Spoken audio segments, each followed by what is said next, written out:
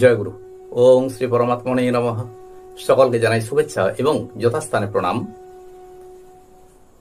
গীতায় শ্রী ভগবান বলেছেন, সহজং কর্ম কৌন্তেয় সদস্য মপি ন ত্যাজেত সর্বারম্ভা হি দোষেন ধূমেনাগ্নি রিবাবৃতাহ।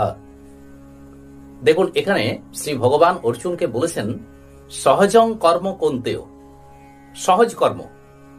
তো ভগবান এখানে কি আমাদেরকে কোনো সহজ কর্ম করার ইঙ্গিত দিচ্ছেন?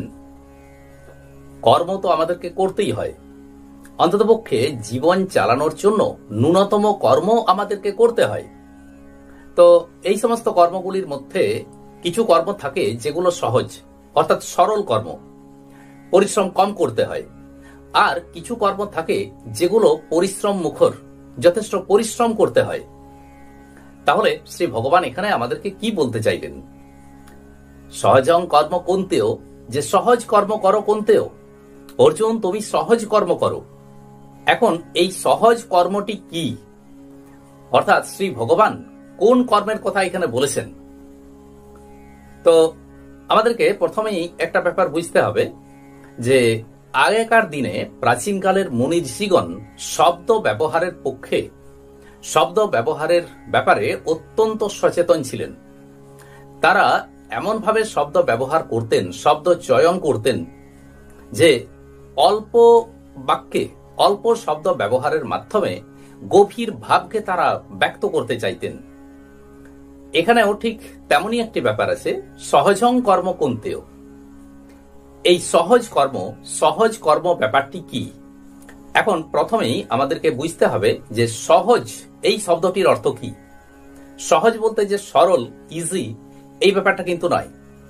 এখানে সহজ বলতে স্বাভাবিক বা সহজাত, স্বাভাবিক বা সহজাত এই অর্থে প্রযুক্ত হয়েছে।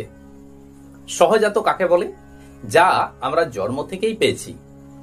জন্ম থেকে আমরা যে সমস্ত গুণ, যে সমস্ত কর্ম ইত্যাদি আমরা করে থাকি, তাই হলো সহজাত।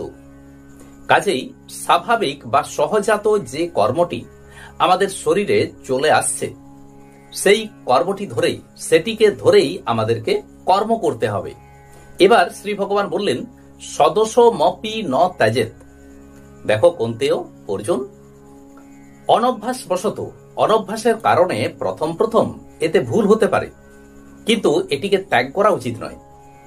অর্থাৎ যেহেতু অভ্যাস নেই, এই কর্মটি করার অভ্যাস না থাকার কারণে ভুল হতেই পারে, কিন্তু তুমি এই কর্মটিকে ত্যাগ করো না। এবার তিনি বললেন যে ধূমেনাগ্নি রিবাবৃতাহ। এখানে তিনি বলতে চাইছেন যে আগুন জ্বালানোর সময় যখন আগুন জ্বালানো হয়, তখন দেখবেন প্রথমে ধোঁয়া বের হয়। ধোঁয়া বের হচ্ছে, তার মানে এই নয় যে শুধু ধোঁয়া বের হচ্ছে, তার ভিতর কিন্তু আগুন আছে। তাহলে ধোঁয়ায় সেই আগুন আবৃত থাকে, ধোঁয়া দ্বারা সেই আগুন ঢাকা থাকে।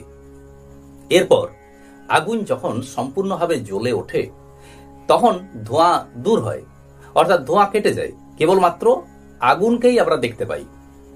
ঠিক তেমনি হবে অনভ্যাসের কারণে এই যোগ কর্মটি প্রথম হয়তো ভুল হতে পারে, কিন্তু এটিকে ত্যাগ করা উচিত নয়।